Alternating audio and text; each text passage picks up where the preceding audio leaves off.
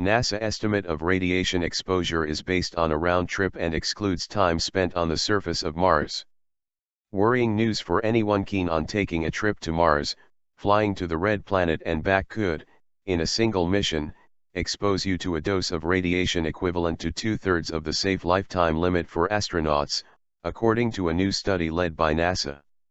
Scientists used measurements from the Mars Science Laboratory, MSL, the spacecraft that took the Curiosity rover to the red planet in 2012, to work out the radiation threat to humans traveling through deep space for long periods of time.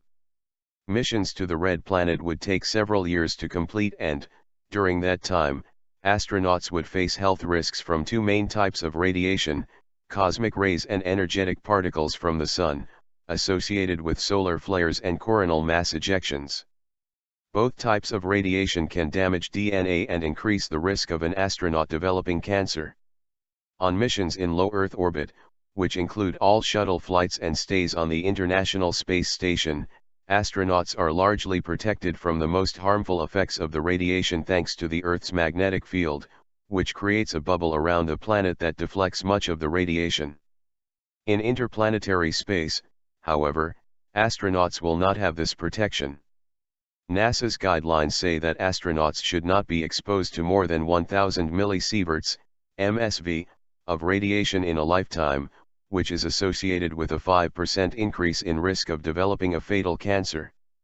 According to the latest study, based on data from MSL's Radiation Assessment Detector, RAD, astronauts on a 360-day round trip to Mars would get a dose of 662 MSV on their journey. In terms of accumulated dose, it's like getting a whole-body CT scan once every 5 or 6 days, said Carrie Zeitlin, a principal scientist in the Space Science and Engineering Division of the Southwest Research Institute in Boulder, Colorado, who led the study. His results are published on Thursday in the journal Science. Geraint Jones, a space scientist at University College London, said that a dose of 662 MSV over the course of a single trip would be at a level where changes in blood cells can easily be observed, and over half the dose at which radiation effects such as nausea kick in.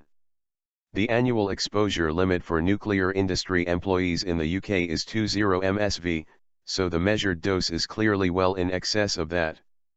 The accumulation of the measured exposure in less than a year is clearly at a dangerous level, not only for astronauts' health and well-being, which should always be the priority, but also for their ability to perform their mission tasks successfully. The high dose means that spacecraft bound for Mars will need good shielding to protect their human inhabitants. For moon bases, there are already plans to bury habitation modules. A meter or two of lunar soil can reduce the exposure level significantly, said Jones.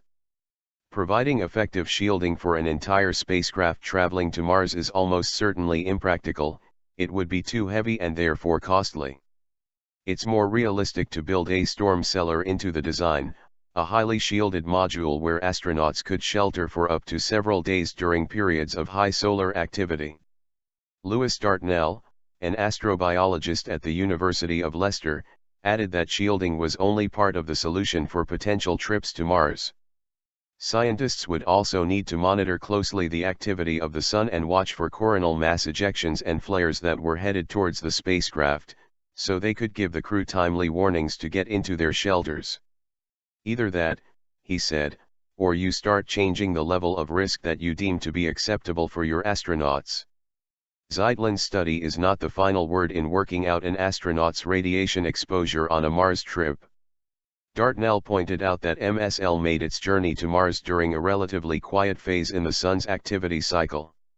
He added that NASA still had to report on the levels of radiation on the surface of Mars, where astronauts might spend a year or longer during a mission, thus increasing their radiation dose even further.